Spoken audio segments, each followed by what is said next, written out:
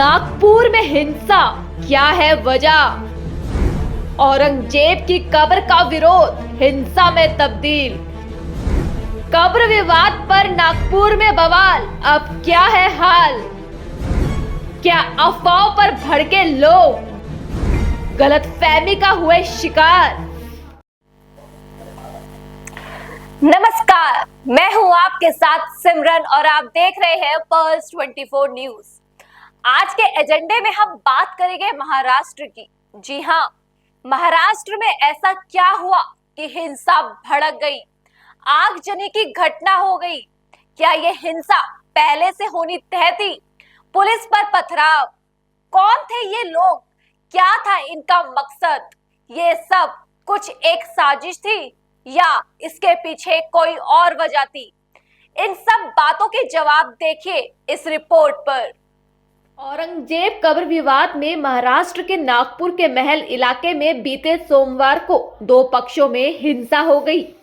विश्व हिंदू परिषद ने औरंगजेब का पुतला फूंक दिया, जिसके चलते हिंसा भड़क गई। दोनों समूह ने एक दूसरे पर पत्थर फेंके, इलाके में आगजनी की घटना हुई।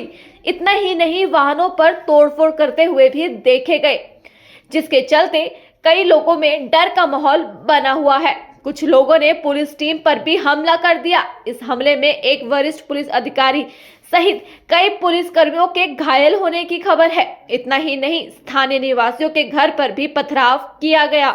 नागपुर में हुई हिंसा ने सबको हिलाकर रख दिया। आसपास सिर्फ और सिर्फ तनाव का माहौल है।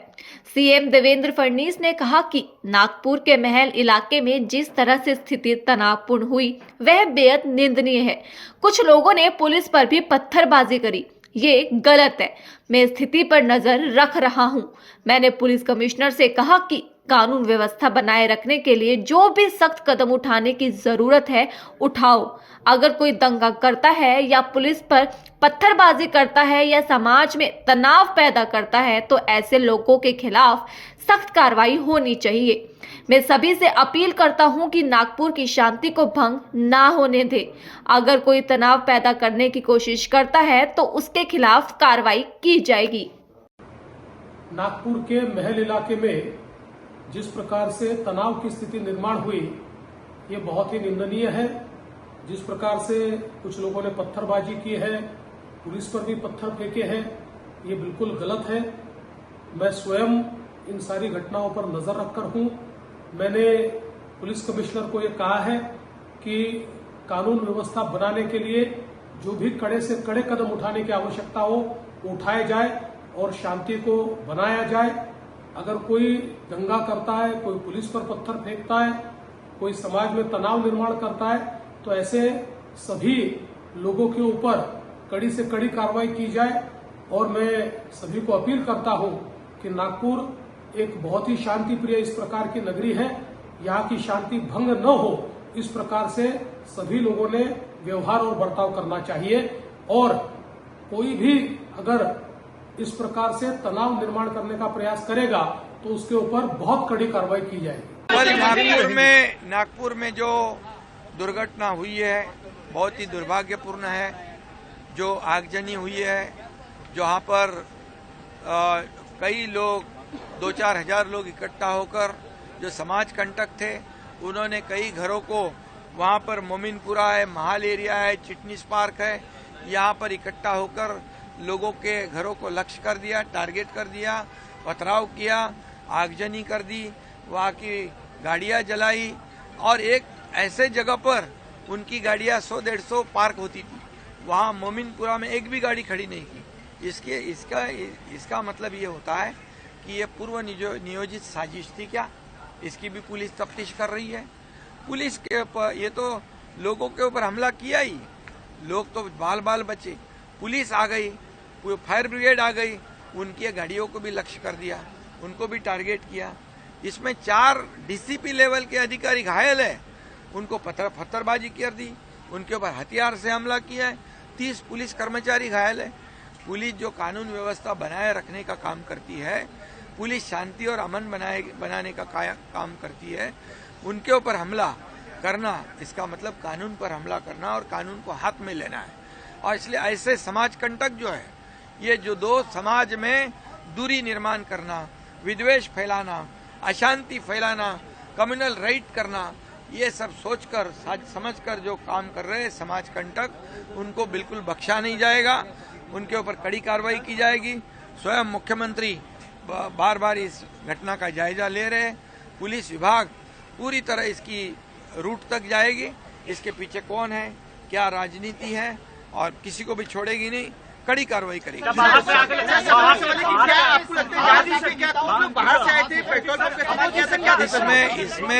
इसमें कई लोग बाहर से आए थे, ऐसा पुलिस का कहना है, वहाँ के लोगों का कहना है। और वो पत्थर तो फेंके ही, हथियार भी चलाए, लेकिन पेट्रोल बम भी फेंके। पेट्रोल बम बनाना ये तो पूरी तरह ऐसे तुरंत होता नहीं, तो ये पूरी साजिश है। और ये साजिश नाकाम करने के लिए पुलिस जाती है, पुलिस पर हमला होता है। ये तो बहुत ही दुर्भाग्यपूर्ण घटना है, और इसलिए बिल्कुल उनको बख्शा नहीं जाएगा। जो भी इसमें है उसको कड़ी से कड़ी कार्रवाई की जाएगी। और मैं यह भी कहूँगा, वहाँ की जनता को अपील भी करूँगा कि पुलिस काम कर रही है, पुलिस तफ्तीश करेगी, जो गुनाहगार है उसको छोड़ेगी नहीं, लेकिन पुलिस को सहयोग करके वहाँ शांति बनाए रखने का मैं अपील करता हूँ। नागपुर हिंसा पर नागपुर से सांसद नितिन गडकरी ने कहा कि कुछ अफवाहों के कारण नागपुर में धार्मिक तनाव की स्थिति पैदा हुई। नागपुर शहर का इतिहास ऐसे मामलों में शांति बनाए रखने के लिए जाना जाता है। मैं अपने सभी भाइयों से आग्रह करता हूं कि वे किसी भी तरह की अफवाहों पर विश्वास ना करें और शांति बनाए रखें। सड़कों पर ना निकले, कानून व्यवस्था में सहयोग करें, शांति और सद्भाव की परंपरा को बनाए रखें, जिसके लिए नागपुर जाना जाता है। मैं आप सभी को आश्वस्त करता हूं कि सरकार उन लोगों के खिलाफ कार्रवाई करेगी जिन्होंने गलती की है या अवैध गतिविधियों में लिप्त है। मुख्यमंत्री को पहले ही इस स्थिति के बारे में सूचित किया जा चुका है, इसलिए मैं सभी से अनुरोध करता हूं कि अफवाहों पर ध्यान ना दें। कृपया पुलिस प्रशासन का सहयोग करें, प्रेम बढ़ाए और शहर में सकारात्मक माहौल बनाए रखें। ये मेरा आप सभी से विनम्र अनुरोध है। नागपूरमध्ये काही अफवा पसरल्यामुळे धार्मिक तणाव निर्माण होण्याची स्थिती निर्माण झाली आहे। या सर्व परिस्थितीमुळे नागपूरने नेहमी शांततेचा इतिहास हे नागपूरची विशेषता राहिलेली आहे। माझी सर्व बांधवांना विनंती आहे की त्यांनी कुठल्याही प्रकारच्या अफवांवर विश्वास ठेवू नये, शांतता प्रस्थापित करावी आणि कोणीही रस्त्यावर येऊ नये। सगळ्यांनी कायदा आणि व्यवस्थेला सहकार्य करावं आणि सलोख्याचं आणि सौहार्दाचं वातावरण ठेवण्याची नागपूरची जी परंपरा आहे त्या परंपरेनुरूप आपला व्यवहार करावा। ज्या ज्या लोकांनी चुका केल्या असतील किंवा ज्यांनी गैरकायदेशीर कृत्य केले असतील त्यांच्यावर सरकार कारवाई करेल असा विश्वास मी आपल्या सगळ्यांना देतो। माननीय मुख्यमंत्र्यांनाही या संबंधातली सर्व माहिती मिळालेली आहे, त्यामुळे आपण कुठल्याही अफवांवर विश्वास न ठेवता आपण सगळ्यांनी सहकार्य करावं आणि प्रेमाचं, सौहार्दाचं उत्तम वातावरण ठेवण्याकरता मदत करावी, पोलिसांना मदत करावी, असं माझी आपल्या सगळ्यांना नम्र विनंती आहे। नागपुर में दंगे की घटना के बाद मुंबई में पुलिस सुरक्षा बढ़ा दी गई है। मालवाड़ी, भिंडी बाजार जैसे मुस्लिम बहुल इलाकों में स्थानीय पुलिस को सतर्क कर दिया गया है। मुंबई पुलिस भी विभिन्न इलाकों के सभी धर्मों के प्रमुख लोगों से संपर्क कर किसी भी प्रकार की अफवाह पर विश्वास नहीं रखने की अपील कर रही है। इतना ही नहीं, नागपुर में फैली हिंसा के बाद प्रशासन ने कई इलाकों में कर्फ्यू लगा दिया है। पुलिस के मुताबिक नागपुर में फिलहाल शांति है, तनाव की स्थिति बनी हुई है। पुलिस ने आगे की घटनाओं को रोकने के लिए और शांति बनाए रखने के लिए धारा 163 के तहत प्रभावित क्षेत्रों में कर्फ्यू लगाया है। अभी सिचुएशन पीसफुल है नागपुर शहर में, और हमने कुछ एरियाज में कर्फ्यू लगाया। लगभग 11 जो हमारे पुलिस स्टेशन हैं जो कि मिक्स लोकेलिटीज़ में है, उसके आसपास हैं, और सिचुएशन अभी कंट्रोल में है और शांतता है। सर, कितने लोगों को गिरफ्तार किया गया है? रात को कॉम्बिंग ऑपरेशन चलाया था पुलिस जी, तो इसमें लगभग 50 से ज़्यादा लोगों को हमने इसमें कस्टडी में लिया है। और इसके अलावा भी जो लोग सीसीटीवी में या फिर वीडियोस में या फिर सोशल मीडिया पे नज़र आ रहे हैं इस तरह की हरकत करते हुए या शांतता को नुकसान पहुंचाते हुए या फिर पब्लिक प्रॉपर्टी को नुकसान पहुंचाते हुए, तो उन लोगों को भी हम आइडेंटिफाई कर रहे हैं और उनके ऊपर कार्रवाई कर रहे हैं। कई ऐसे आरोप भी लगाए जा रहे हैं कि पुलिस ने थोड़ी मुस्तैदी नहीं दिखाई, समय पर रिस्पॉन्ड नहीं किया, ऐसे भी आरोप तमाम लग रहे हैं। देखिए, आरोप लगा रहे होंगे, परंतु आप अगर देखेंगे कि जिस तरह से वहाँ पे हमारी पुलिस थी शुरू से, किसी को कोई नुकसान नहीं हुआ है फिजिकली। अगर हम देखते हैं तो इसमें इनफैक्ट पुलिस बिल्कुल आगे थी हर एक उसमें, इसीलिए 33 हमारे पुलिस ऑफिसर्स उसमें इंजर्ड हुए हैं और पुलिस ने बहुत अच्छे से काम किया, ऐसा मुझे लगता है, मेरा मानना है, क्योंकि ये मिक्स लोकेलिटी है और वहाँ पे कंस्ट्रक्शन का काम चल रहा था। तो उसमें से वहीं से जो पत्थर को उठाया या फिर जो ईंटें जो उठा के यूज़ की गई हैं, वो क्योंकि वहाँ पे रेडिली अवेलेबल थी, इसलिए ये सब देखा गया है। सर, जो आरोपी है वो नकाब पहनकर थे, उन्हें किस तरीके से हम आइडेंटिफाई करना चुनौती? देखिए, क्योंकि वो किसी के साथ में थे तो वो दिख रहे हैं, तो वो जो भी इसमें नज़र आ रहे हैं उनके साथ में कौन कौन थे वो सारी चीज़ें, और कुछ एक लोग हैं जो इसमें जिन्होंने अपने चेहरे ढके हुए हैं, तो उनको भी हम लोग आइडेंटिफाई कर सकते हैं। कितने लोगों को गिरफ्तार किया है? क्या ये गिरफ्तारी का सत्र ऐसे ही जारी रहेगा? बिल्कुल ऐसे ही जारी रहेगा जब तक इसमें जो इन्वॉल्व थे, जो लोग इन्वॉल्व थे, उनके ऊपर अगर सीरियस सेक्शंस और भी सेक्शंस लगाने की ज़रूरत है तो वो भी हम इसमें करेंगे। शाम की हिंसा के पहले जो एक वाकया हुआ था, जो आंदोलन हुआ था, उस पर क्या गुनाह दाखिल हुए? उसमें जो रेलिवेंट सेक्शंस है धार्मिक भावना दुखाने का या फिर जो कंडीशंस हमने ले की थी उसका वायलेशन जो किया है, वो सेक्शंस उसमें लगाए। सर, क्या अपील करेंगे लोगों से, क्योंकि तनाव तो बना है? मैं सभी से यही कहना चाहूँगा कि पुलिस है और सिक्योरिटी फोर्सेस हैं हर जगह पे शहर में, हमारे ऑफिसर्स हैं और किसी को कोई घबराने की ज़रूरत नहीं है। परंतु अगर आपको कोई इस तरह के उपद्रवी दिखते हैं तो उसके बारे में हमें ज़रूर बताएं, हम उनके ऊपर कार्रवाई कर रहे हैं। इनफैक्ट हम उनको ढूंढ के निकाल रहे हैं कौन कौन ये लोग हैं जो इसमें इन्वॉल्व हुए और जो पीसफुल सिचुएशन थी उसको ख़राब करने का जिन्होंने प्रयत्न किया है। सर, हमारे पुलिसकर्मी भी घायल हुए, एक डीसीपी को कुल्हाड़ी से हमला किया गया है। हाँ, कोई एक शार्प वेपन उसमें यूज़ किया क्योंकि वो कट इंजरी दिखाई दे रही है, क्योंकि हम जब इन लोगों को अरेस्ट कर रहे थे, उनके पीछे भाग रहे थे, तो उसमें से किसी ने, जब वो नीचे उतर रहे थे एक घर से, तो उसके ऊपर अटैक करने की कोशिश की और जो कि उन्होंने अपने आप को बचाते हुए हाथ पे उनको लगी है, उनका इलाज चल रहा है। आज की ये चुनौती के बाद पीस लाना एक बड़ी चुनौती होगी, ऐसे में पुलिस क्या पहल करेगी? एक तो हम जो कर रहे हैं कि कर्फ्यू है, उसके बाद में जैसे सिचुएशन ठीक होती है जो लोग इसमें उनके ऊपर कार्रवाई होगी। दूसरा, इस तरह की कोई इंसिडेंट दोबारा से ना हो तो सभी लोगों को से एक मीटिंग भी की जाएगी इसके बाद में, और जो लोग इसमें इन्वॉल्व हुए हैं या आगे हो सकते हैं उनके ऊपर एक्शन लिया जाए। पुलिस फोर्स कितना बढ़ाया गया है? अभी हमारे पास में जो स्टेट रिजर्व पुलिस फोर्स है वो हमको मिला है 4 से 5 हमारे पास में उनकी कंपनीज हैं, एक और भी कंपनी हमको मिलेगी और हमारी जो QRT है, RCPs हैं, ये सब हाजिर हैं। कब तक कर्फ्यू जारी रहेगा? ये इसका बताना मुश्किल है, हम देख रहे हैं कि कब तक इसको रखने की ज़रूरत है। अब कोई प्रोटेस्ट कॉल ना हो, इसके लिए पुलिस कुछ? देखिए, कॉल अगर कोई करता है या अगर पीसफुली है तो उसका राइट है, तो वो सभी जगह पे होता है, तो वो अब देख के कि क्या पोटेंशियल है, कि इससे सिचुएशन खराब हो सकती है क्या, उस हिसाब से हम लोग कार्रवाई करेंगे। नागपुर हिंसा को लेकर अलग अलग जगहों और मंत्रियों की भी प्रतिक्रिया सामने आ रही है।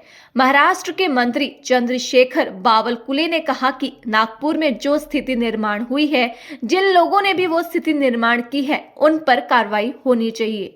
तो वहीं गृह राज्य मंत्री योगेश कदम ने कहा कि हिंसा की वजह का अभी पता नहीं चल पाया है, लेकिन हमने जांच शुरू कर दी है। कार्रवाई करण्यात येणार का? काही ये भडकाऊ भाषण वक्तव्य करतात। हिंसा की वजह अभी तक पता नहीं लग चुकी है, लेकिन जरूर कुछ ही देर में इन्वेस्टिगेशन हमने चालू कर दिया है। अब तक टोटल 47 लोगों को हम लोग डिटेन कर चुके हैं। इसमें लगभग 12 से 14 हमारे पुलिस कर्मचारी इसमें इंजर है। कुछ उनको लिगामेंट टेयर हुआ है, कुछ उनको कुछ कट्स है और बाकी माइनर्स है। सिविल यहाँ पे सिविलियन सिर्फ दो या 3 ही इंजर्ड है, वो भी बाकी सब जो है वो माइनर इंजरीज है। लेकिन इसका जो मूल कारण है वो बिल्कुल हम ढूंढेंगे लगभग दोपहर के दरमियान ये जो पूरा इशू था वो खत्म हो चुका था। पुलिस स्टेशन में जो भी कंप्लेंट थी वो ले चुके थे, एफआईआर भी लॉन्च हो चुके थे, लेकिन फिर भी 5-6 घंटे के गैप के बाद में कुछ ग्रुप एक बाहर निकला और उन्होंने ये जो वैंडलाइजिंग जो किया है, ये बिल्कुल जो कायदा हाथ में लिया है उनको सबके ऊपर कड़क कार्रवाई की जाएगी। नागपुर में जो स्थिति निर्माण हुई है, जिन लोगों ने भी वो स्थिति निर्माण की है उनको कड़ी कार्रवाई होनी चाहिए।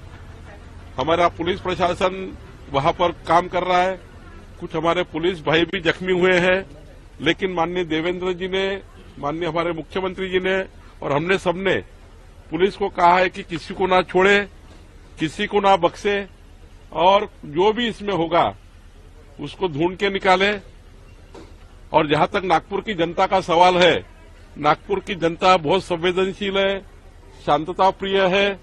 नागपुर की जनता हिंदू, मुस्लिम, सिख, ईसाई हम सब भाई भाई इस नाते से रहते हैं और हमने इस घटना को कभी ऐसा देखा नहीं नागपुर में। लेकिन ये नागपुर में जो समाज में जो स्थिति बनी है, जो बिगड़ी है, ये जो जिन्होंने बिगड़ी है उनको हम छोड़ेंगे नहीं और पुलिस हमारा पूरा वहां पर कंट्रोल कर चुकी है। मैं नागपुर की जनता को हाथ जोड़ के विनती करता हूं, वहां का एक नागरिक करके भी, कि वहां पे कोई भी तनाव ना बनाए, कोई भी झूठी अफवाहों पे वहां पर ना जाए, झूठी अफवाहों पर वहां पर कुछ भी समाज में आपस में तनाव तैयार ना करे, ऐसी विनती नागपुर की जनता को मैं करता हूं। सुबह अभी पहुंचा हूं, ये पूरा तय किया हुआ सभी विषय हुआ था। सुबह का एक आंदोलन हुआ, उसके बाद गणेशपेट पुलिस स्टेशन के विषय हुआ और वो शांत हुआ।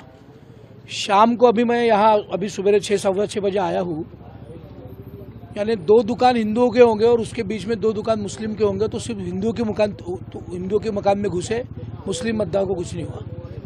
वो ठेला दिख रहा है आपको वहाँ, 1 मिनट, वो दवाखाने के पास एक ठेला दिख रहा है, एक मुस्लिम बांधव का है, उसको कुछ नहीं हुआ। उसके बाजू में एक बूढ़ी माँ का ठेला था, वो टूट गया।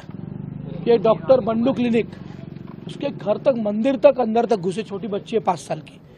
और पहले सब कैमरे टूटे, बाद में चुन कर वहां तक, उनके घर तक, उनके अंदर तलवार, ये सब दिख रहा है। पूरा वेल प्लान सारा विषय दिख रहा है। मैं अभी सीपी साहब से सुबह में भी मैंने बात की। ये जो जगह है, ये बहुत सेंसिटिव जगह है। यदि शहर में कभी भी कुछ होता है तो पहले 10-20 पुलिस वाले इस चौराहे पे खड़े रहते। कल संजय सिंह नाम के एक पिया है, उनको यहाँ के नागरिकों ने 2-2 घंटे पहले फोन लगाए, 10 बजे से फोन लगाए। ये घटना 12, 1, 1:30 बजे हुई। 10 बजे से फोन लगाए, वो कहीं बिजी होंगे, उनका फोन बंद था, कुछ मैंने खुद फोन लगाया था। फिर रात में ये जो मकान आपको सामने दिख रहा है, वो सौरभ से मैंने सीपी की कॉन्फ्रेंस पर बात कराई।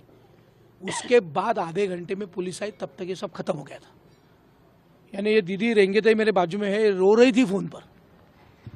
बाद में इनका फोन आया, बच्ची भी रो रही थी, बाद में इनका फोन आया कि अभी पुलिस आई। तो ये वेल प्लान घटना थी। मैं माननीय मुख्यमंत्री जी से भी अभी बात करूंगा। मैं नागपुर अभी पलटे आया हूँ। माननीय पालक मंत्री विशेष विमान से अभी 9 बजे पहुंच रहे हैं। जिन्होंने ये घटना की उनके सारे फोटो इनके डीवीआर में सब है, ये सारे हम पुलिस को देंगे, सारे के सारे। यहाँ सामने गीतांजलि स्क्वायर पर इलीगल ट्रैवल्स का व्यवसाय चलता है। महानगर पालिका के जगह पर सर्विसिंग सेंटर खुले, एक गीतांजलि टॉकीज बंद थी, वहाँ अंदर सारा अतिक्रमण, एमडी, ये वो सब चलता है। यदि ये सब बंद करना होगा तो पुलिस को कड़क एक्शन लेनी पड़ेगी। और मुझे दुख के साथ कहना पड़ता है कि कल पुलिस यहाँ के नागरिकों के साथ, हिंदू नागरिकों के साथ नहीं थी। इसका कारण मुझे नहीं मालूम, लेकिन बहुत कम संख्या में थी। और संजय सिंह जैसे पिया है जो नागरिकों की बात नहीं सुन सकते, बाकी सारे मार्केट 10 बजे, 10:30 बजे, 11 बजे बंद हो सकते, तो मोमिनपुरा का भी मार्केट बंद हो सकता। लेकिन तहसील पुलिस स्टेशन के साथ जो यहाँ के लोग कह रहे हैं कि उनके सारे लागे बांधे हैं, तो मैं सीपी साहब से आज अनुरोध करता हूँ कि वो खुद आके बैठे, इन सभी नागरिकों से बात करें और तुरंत इस पर कार्रवाई करें। यदि कार्रवाई नहीं होगी तो एक अगला कदम सारे हिंदुओं को भी उठाना पड़ेगा और वो मजबूर होंगे बस इतना ही मैं आपके माध्यम से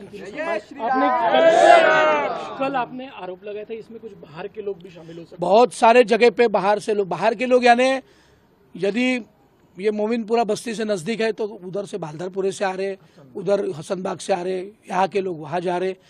और मुझे ऐसा बताइए, इस रोड पर मुस्लिम बांधवों की भी गाड़ी लगती है हर रोज, पार्किंग यहाँ होता है, कल कोई पार्किंग नहीं था। इसका मतलब क्या है? इसलिए सारा प्लानिंग के साथ हुआ है। ऐसा आज प्रथम दर्शन दिख रहा है। मैं खुद साइड पे खड़ा हूँ, आप सारी जली हुई गाड़ियाँ, महिलाओं से बात बात करने का तरीका, यानी महिलाओं के बारे में बात करने का तरीका, घर घुसने का तरीका। विषय हुआ शिवाजी पुतले के पास, उसका दिन भर चला गणेशपेट पुलिस स्टेशन में, वो खत्म हुआ। रात में वेल प्लान ये हुआ है। मैं सीपी से, माननीय मुख्यमंत्री जी से, माननीय पालक मंत्री अनुरोध करता हूँ कि ये सारा विषय का इन्वेस्टिगेशन करके इन दुकानों के डीवीआर लेके कैमरे तोड़े गए, कैमरे। जम्मू से भी नागपुर में घटी हिंसा को लेकर बयान सामने आ रहे हैं। बीजेपी नेता विक्रम रंधावा और सुनील शर्मा ने कहा कि वहां की प्रशासन सिस्टम को अच्छे से प्रबंधित कर रही है, कानून व्यवस्था को खराब नहीं होने देना है। साथ ही कहा कि ऐसी घटना तो नहीं होनी चाहिए थी। जिस प्रकार की घटना हुई वह निंदनीय है। देखिए, वहाँ की एडमिनिस्ट्रेशन सिस्टम को अच्छे तरीके से मैनेज कर रही है, एक्सेस कर रही है, लॉ एंड ऑर्डर को खराब नहीं होने देना है, सांप्रदायिक जो दंगे हैं उनको नहीं बढ़ावा होने देना है। इसी तरह वो कार्य कर रहे हैं।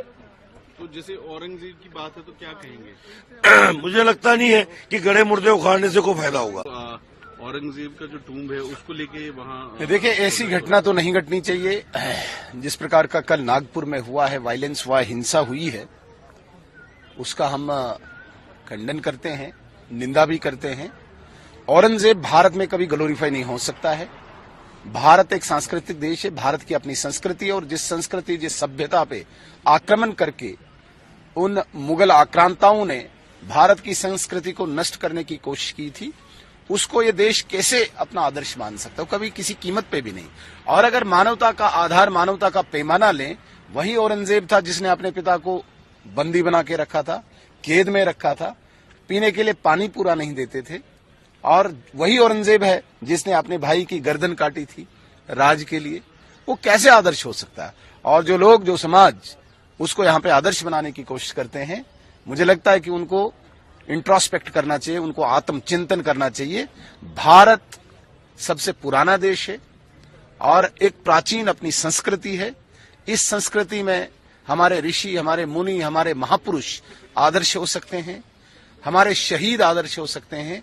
मुगल आक्रांता भारत में कभी भी आदर्श नहीं। नागपुर हिंसा पर कांग्रेस नेता पवन खेड़ा ने कहा कि महाराष्ट्र के सीएम के गृह क्षेत्र नागपुर के महल इलाके में दंगा भड़का है। नागपुर 300 साल पुराना शहर है और इन 300 सालों के इतिहास में नागपुर में कभी दंगा नहीं हुआ। हम सभी को पूछना चाहिए कि ऐसी स्थिति क्यों बनी। केंद्र और राज्य दोनों जगह बीजेपी की सरकार है। अगर वीएचपी और बजरंग दल ने औरंगजेब की कब्र हटाने की मांग को लेकर विरोध प्रदर्शन किया, तो क्या सरकार कानून व्यवस्था बनाए रखने के लिए कोई व्यवस्थित नहीं थी? कांग्रेस पार्टी और हम सभी नागपुर के लोगों से शांति बनाए रखने की अपील करते हैं। हमारे लिए शांति आवश्यक है। तो वहीं कांग्रेस के राज्यसभा सांसद प्रमोद तिवारी ने कहा कि नागपुर में शांति होनी चाहिए और दोषियों को सजा मिलनी चाहिए। सबसे पहले मेरी विनम्र अपील है, सभी पक्षों से शांति बनाए, हिंसा रुके, किसी तरीके से नागपुर में अमन चैन वापस आए। जो कुछ हुआ है उसमें दोषियों को दंडित किया जाए। पर मैं भाजपा पर आज इल्जाम लगाता हूं। आपकी सरकार है प्रदेश में, आपने देखा आपके मंत्री, मुख्यमंत्री के बयान क्या है? आपके जुड़े हुए सहयोगी संगठन जब आग धधक रही है तो उसमें प्रदर्शन करने की अनुमति कैसे दी गई? कैसे वो भड़कीले बातें कह रहे थे? और एक दो लोग, गैर जिम्मेदार लोग, उन्होंने बयान दिया औरंगजेब पर। ये क्या है? एक ऐसा मसला है। मुझे तो ऐसा लगता है कि भारतीय जनता पार्टी ने जो वायदे किए थे चुनाव में, बेईमानी से जो चुनाव जीता है, उससे लोगों का ध्यान हटे, आर्थिक रूप से ये पूरा नहीं कर पा रहे हैं, तो उन्होंने स्थिति को तनावपूर्ण बनाने की कोशिश की और हालात बिगड़ गए। मैं पूरा का पूरा जो लोगों से एक विनम्र अपील करूंगा, हाथ जोड़कर अपील करूंगा, अमन लाइए, चैन लाइए, शांति लाइए। सर, तमाम राजनीतिक बयानबाजी हो रही है। महाराष्ट्र के नेताओं की तरफ से कहा जा रहा है कि पूरी तरीके से कॉन्स्पिरेसी है। उधर फडणवीस जी कह रहे हैं कि ये वो मॉन्यूमेंट जो है वो प्रोटेक्टेड तो है, लेकिन उसका महिमा मंडल नहीं हो सकता है। देवेंद्र फडणवीस जी से मैं कहना चाहता हूं, चुनाव के जो आपके वायदे थे क्या पूरे हुए वो? मैं कहना चाहता हूं, जो इस तरीके से भड़काऊ बयानबाजी हो रही थी, एक गड़े मुर्दे विषय को उठाया गया था, ये तो इतिहास की बात थी ना। उस पर आप क्या मालूम नहीं था कि ये मुद्दा कुछ लोग भड़काना चाहते हैं, ध्रुवीकरण चाहते हैं, और आपने खुद अपने संगठनों को ध्रुवीकरण करने की और हिंसा करने की इजाजत दी। दोषी महाराष्ट्र की सरकार है, महाराष्ट्र में भाजपा और शिवसेना के नेता हैं जो सरकार चला रहे हैं। आज क्योंकि पार्लियामेंट भी है सर, क्या कांग्रेस पार्टी इस मुद्दे को उठाएगी और क्या स्ट्रेटेजी आप लोगों की रहेगी? निसंदेह बहुत से मुद्दे हैं, ये एक महत्वपूर्ण मुद्दा है। सदन में इस पर भी हम आपसी विचार विमर्श करके कैसे उठाएं, कब उठाएं, इस पर चर्चा होगी। सर, तेलंगाना में ओबीसी आबादी करीबन 56% है। अब जो सरकार ने फैसला किया है कि हम 42% आरक्षण देंगे नौकरियों में, इस कदम को आप किस तरह से? देखिए, वहां एक बहुत ही प्रगतिशील मुख्यमंत्री है, एक प्रगतिशील सरकार है। वो सोच समझकर, लोगों से विचार विमर्श करके, लोगों की आकांक्षाओं के अनुरूप, जिससे जनता ने उनको विश्वास दिया है, उसके अनुरूप जो भी कदम उठाएंगे हम उनका समर्थन करेंगे। अखिलेश यादव ने 80 और 20 के योगी आदित्यनाथ के बयान पे कहा कि जो इस तरीके का बयान देते हैं वो योगी नहीं हो सकते हैं, योगी नफरत नहीं फैलाते हैं, बल्कि वो एक सोच को।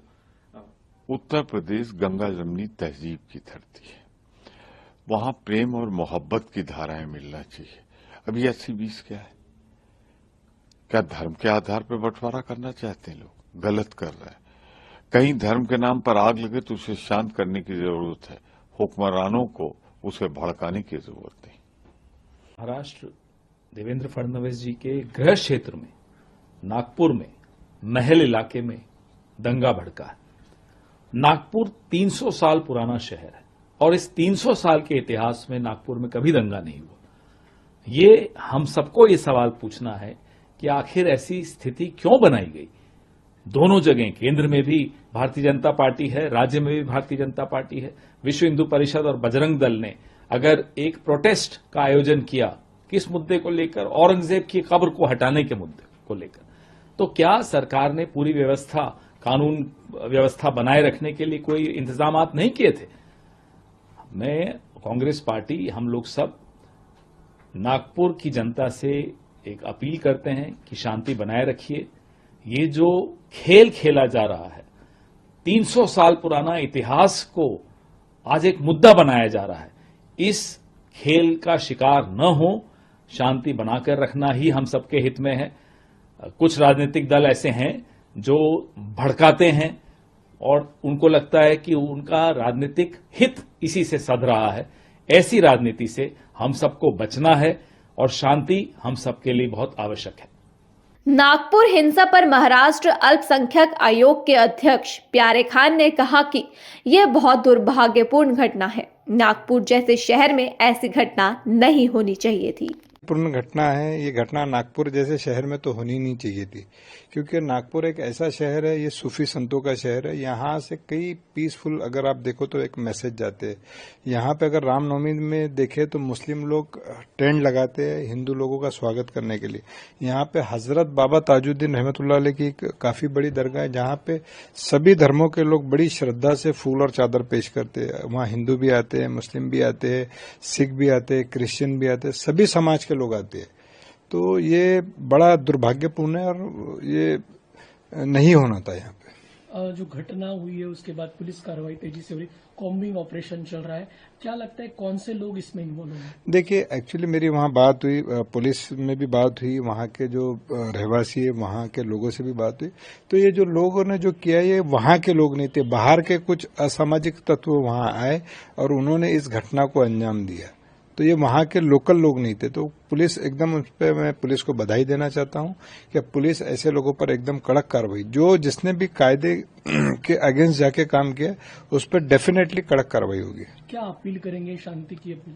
देखिए, मैं सारे समाज से महाराष्ट्र माइनॉरिटी का चेयरमैन होने के नाते एक मोहतबाना गुजारिश करता हूं, एक अपील करता हूं, एक रिक्वेस्ट करता हूं कि शांति बनाए रखें। नागपुर हमारा ऐसा है कि पूरे विश्व में नागपुर को शांति के नाम से जाना जाता है, जहां यहाँ से बहुत सारे ऐसे मैसेजेस भी जाते हैं। तो मेरी सबसे गुजारिश है, क्योंकि क्या है, दंगे से किसी का फायदा नहीं होता, नेशन का भी नुकसान है, समाज का नुकसान है और उस खुद का भी नुकसान होता है। जब वो दंगा हो जाता है उसके बाद में जो तकलीफें भुगतनी पड़ती है वो बहुत खराब होती है। तो इससे किसी का भी फायदा नहीं है और हमको नेशन बनाने पे काम करना चाहिए, समाज बनाने पे काम करना चाहिए, ये सबसे किसी का फायदा नहीं। ये पुलिस मौके पर है, देख रही है सब कुछ, कांग्रेस की तरफ से भी। पुलिस तो मूक दर्शक होगी, पुलिस क्या देखेगी? पुलिस के संरक्षण में हो रहा, मुख्यमंत्री का गृह जनपद है, मुख्यमंत्री को देखना चाहिए क्या हो रहा है, ये क्या आगजनी हो रही है। नफरत के नाम पर कहां तक लेके जाओगे? नफरत के नाम के ऊपर अगर आग लगाओगे तो देश के अंदर अमन और शांति खराब होगी। अमन और शांति खराब होगी तो तरक्की का रास्ता नहीं खुल सकता।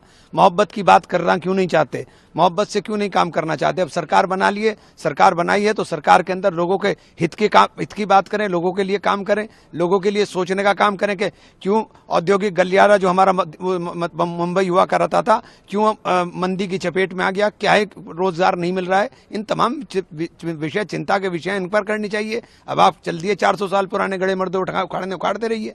तो औरंगजेब की बात जो है वहां से शुरू हुई बात, कुछ ऐसे संगठन है, उन्होंने कुछ लोगों का काम देश में नफरत फैलाना है और वो नफरत फैला रहे हैं और उनको संरक्षण सरकार का प्राप्त हो रहा है और देश के लिए बहुत घातक है। नागपुर हिंसा पर शिवसेना यूबीटी सांसद संजय राउत ने कहा कि हिंसा होने का कोई कारण नहीं है। नागपुर आरएसएस का गढ़ है, यहाँ पर मुख्यालय है, यहाँ पर मोहन भगवत जी बैठते हैं, वहाँ पर देवेंद्र का निर्वाचन क्षेत्र भी है, वहाँ हिंसा फैलाने की हिम्मत कौन कर सकता है। वही बाबरी मस्जिद की भी जिक्र किया। क्या हो गया? कल नागपुर में हिंसा हुई, 20 से अधिक। नागपुर में हिंसा होने का कारण नहीं है। नागपुर आरएसएस का गढ़ है, आरएसएस का हेडक्वार्टर मुख्यालय नागपुर में है, वहाँ मोहनराव भागवत जी बैठते हैं, पूरा हिंदुत्व का प्रखर हिंदुत्व का कुंबा वहाँ बैठते हैं, वहाँ देवेंद्र जी का चुनाव क्षेत्र है, वहाँ दंगे कौन कह रहेगा कि उसकी हिम्मत है? गृह मंत्री देवेंद्र फडणवीस जी है, मुख्यमंत्री देवेंद्र जी है, वहाँ भारतीय जनता पार्टी के प्रदेशाध्यक्ष बावनकुळे नागपुर से है और 4 मंत्री आसपास है। कोई हिम्मत कर सकता है? उनकी गैंग होगी, उनके लोग होंगे दंगा कराने वाले। ये एक नया पैटर्न है हिंदुओं को डराने का, हिंदुओं के ऊपर अपने लोगों से हमला करवाने का, फिर हिंदुओं को भड़काने का और दंगा में उसको लाना है। ये जो चल रहा है औरंगजेब के नाम से एक भय और डर पैदा कर रहे हैं, ये महाराष्ट्र को और देश को खत्म करने जा रहे हैं। अगर देवेंद्र जी फडणवीस में दम है तो जो दंगेखोर है ना, उनको मखौका लगाइए। औरंगजेब की कब्र की बात आप करते हो, क्यों उखाड़ने की बात करते हो आप? हम क्या कर सेवा करेंगे? क्या जरूरत है? जब बाबरी के लिए हमने कर सेवा की थी तो कांग्रेस की सरकार थी, राष्ट्रपति कांग्रेस के थे, प्रधानमंत्री कांग्रेस के थे। अब तो आपकी सरकार है ना महाराष्ट्र में और दिल्ली में, तो कर सेवा की जरूरत क्या है? जाओ मोदी जी के पास, एक ऑर्डर आदेश निकालो और सीपीडब्ल्यूडी के लोग जो है, केंद्रीय लोक निर्माण जो कहते हैं ना, सीपीडब्ल्यूडी पीडब्ल्यूडी, उनके लोगों को बोलो जाओ तोड़ो, हिम्मत है तो आप तोड़ो ना। आप क्यों जाते हो? आप इतनी मशक्कत को क्यों कर रहे हो भाई?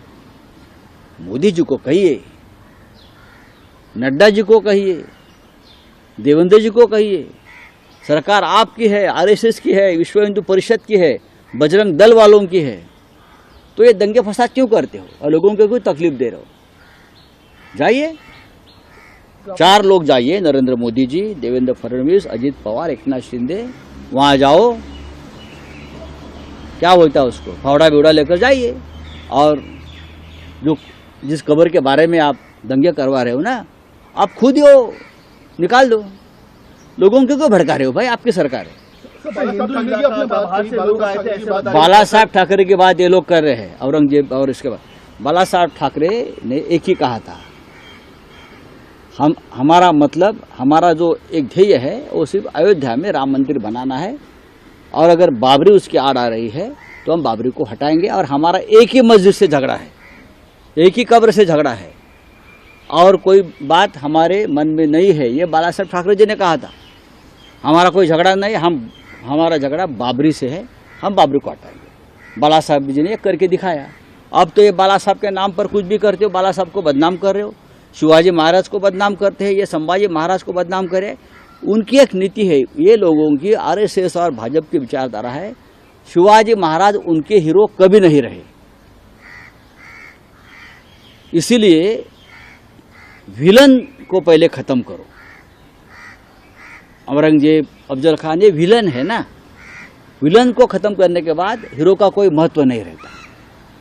तो हीरो को खत्म करने की साजिश है। Thank you.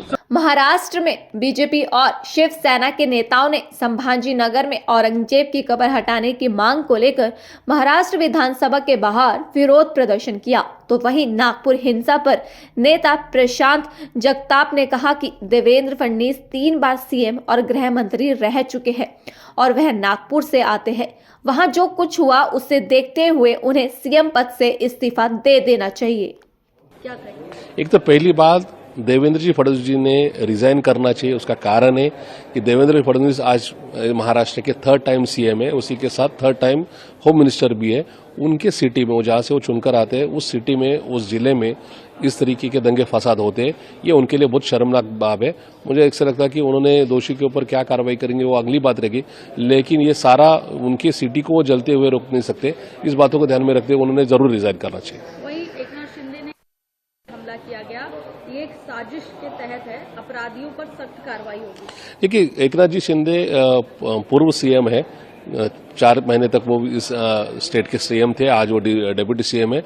बावजूद उन्होंने गए 2-3 हफ्ते में इस खबर के बारे में जो ऑफिशियल स्टेटमेंट किए वो गलत तरीके से किए। उनको, अगर वो इस राज्य के सीएम रह चुके, इस कोई बात जिसमें कोई दंगे फसाद हो सकते हैं, वो बात as a minister, as a deputy chief minister उन्होंने ठीक से संभालनी चाहिए थी। खबर के बारे में क्या करना है उन्होंने उनके अंदरूनी फैसले करने चाहिए थे, लेकिन उन्होंने महाराष्ट्र में झगड़े लगाने की कोशिश की। और आज का ये बयान मुझे ऐसा लगता है कि उन सारी साजिशें करने के बाद लोगों को शांत रखने के लिए या लोगों के ऊपर आरोप करने के लिए ये किया जा रहा है, ऐसा हमारा आरोप है। नागपुर के हिंसा प्रभावित हंसपुरी इलाके के स्थानीय लोगों ने कहा कि अचानक मैंने देखा कि लोग गाड़ियों में आग लगा रहे हैं। जब मैंने आग बुझाने की कोशिश की तो मुझे भी पत्थर मारा गया। जी, मेरी दुकान में बंद किया 10:30 बजे, मेरे किराना स्टोर की दुकान है, दुकान बंद करके आया, मैं खाना खाने बैठा, शोरगुल हो रहा था, मैं ऐसे ही कुछ समझ नहीं आ रहा था। फिर एकदम से फटरे मारना, लाठी चलना, मैं एकदम से घर बाहर जाके देखा तो वहाँ से गाड़ियों को घसीट के फोड़ रहे, गाड़ी को, गाड़ी पे आग लगा रहे। 3 लोग अंदर घुसे, उन लोग को ऊपर से भैया लोग ने चिल्ला चले, एक तो उन लोग निकल गए। मैं वो बता रहा, पूरी गाड़ी ऐसे जल के ऊपर तक अंगार जल रही थी, वो पूरी गाड़ी थी। मैं आया पानी का पाइप लेके गाड़ी को मैं कैसे बुझाने के लिए, तो मेरे को पत्थर फेंक के मार दिए। ये पूरा पत्थर फेंक के मारा। मैं घर के अंदर घुसा। हम लोग ने पुलिस को फोन किए थे, यहाँ पे जब ये सब काम हो रहा था, हमने पुलिस वालों को 3 बार फोन किए। मैंने नहीं किया, सभी लोग नहीं किए, मैंने अपने से किया, लेकिन नहीं आए। वो आए कब, जब ये पूरी पिक्चर खत्म हो गई, उसके बाद पे वो जला जुलू के मार के और भाग गए। वो आधी गली से उधर आधी गली से उधर भाग गए। उसके बाद पे पुलिस आई है। मतलब क्या हुआ, आज सबकी गाड़ियाँ, आज पूरी गाड़ियाँ, एक किसी ने किस्तों पे लिया, किसी ने सेकंड हैंड लिया, कोई कैसे लिया। आज बेचारे कई लोग तो मेरे यहाँ पे जो रेंट पे है, उन लोग का क्या हाल होगा बेचारे, तो कैसे करके आज पूरी गाड़ी। इसकी कंप्लेंट आपने की है? कंप्लेंट मांग क्या है? अरे हमको बस यही है कि भैया कुछ नहीं, चलो जो हुआ सो, हमको गाड़ी जो है, जो भैया हम लोग की गाड़ी का 2 गाड़ी मेरी जली है, वो किराएदारों के आगे गाड़ी चली, बाजू पड़ोसी के आगे गाड़ी चली। गाड़ी का कुछ तो, गाड़ी उठा के लेके जा रहे थे रात को, हमने नहीं ले जाने दिए। वो बोले तुम उधर पे जाके, हम बोले उधर जाके कि हम चक्कर लगाएंगे पुलिस स्टेशन पे। वो बोलेंगे आओ जी जाओ जी, कुछ नहीं। अरे ये गाड़ी को अगर तुम बोलते कि हमको 0.5% या 1% भी गाड़ी का हर्जाना देते तो हम मानते थे। आपको ये कैसा लगा, चोट कैसी आई? ये मुझे पत्थर मारा गया ना, मेरे ये गाड़ी इधर खड़ी थी, पूरी आग लगी थी, मैं गाड़ी को आग जल रही थी बुझाने के लिए मैं बाहर आया तो पत्थर यहाँ से लेके वो ऊपर बिल्डिंग तक के मारे, वो वहाँ के पूरे बिल्डिंग के ऊपर कांच फूट डाले। आपका नाम बताइए। शरद गुप्ता। हुआ किस तरीके से अटैक हुआ है? यहाँ 9:30 से 10:30 के बीच में कम से कम 200 से 300 लोगों की यानी आए, या जमघट हुआ, तैयार हुआ।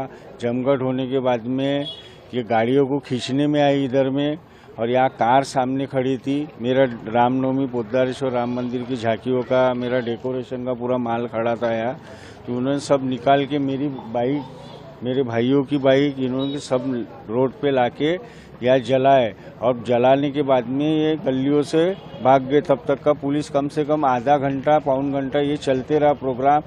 हम वायरलेस पे मैसेज डालते गए पुलिस स्टेशन में, मगर कोई पुलिस की फौज यहाँ आई नहीं। ये सब वाकया होने के बाद में 1 से 1.5 घंटे के बाद में पुलिस यहाँ पर तैनात हुई। तब तक का सब कुछ यानी आगजन सब हो चुका था। अभी हमारा कहना ये है कि हम लोगों की जो गाड़ियां है जो जल चुकी, अभी हमारे पास जाने के लिए कोई साधन नहीं, कोई गाड़ियां नहीं है, तो इसका कुछ अगर गवर्नमेंट या कुछ इंश्योरेंस क्लेम से अगर मिलता हो तो बहुत अच्छी बात होंगी। यहाँ कहा जा रहा है कि सीसीटीवी जो लगे थे उसको भी तोड़ा, उसको सबसे पहले टारगेट उन्होंने सीसीटीवी जितने कैमरे लगे हुए थे ये सबको पहले उन्होंने टारगेट किया गया। पहले सबसे पहले वो कैमरे तोड़े ताकि उनका चेहरा वो रिकॉर्ड ना हो, और रिकॉर्ड ना होने के कारण की वजह से फिर बाद में इन्होंने गाड़ियों को अपने लाके यानी जलाना चालू किया। सबसे पहले उन्होंने सीसीटीवी कैमरे को टारगेट बनाए थे। आपका नाम? मेरा नाम चंद्रकांत वसंतराव कावड़े।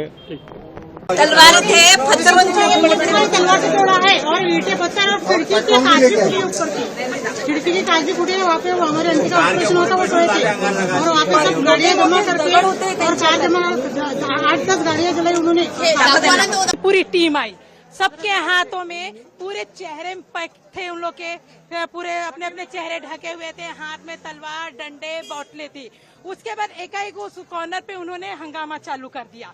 उसके बाद में हंगामा के साथ साथ में लोगों के शटर, घर को फोड़ना, पत्थरें फेंकना,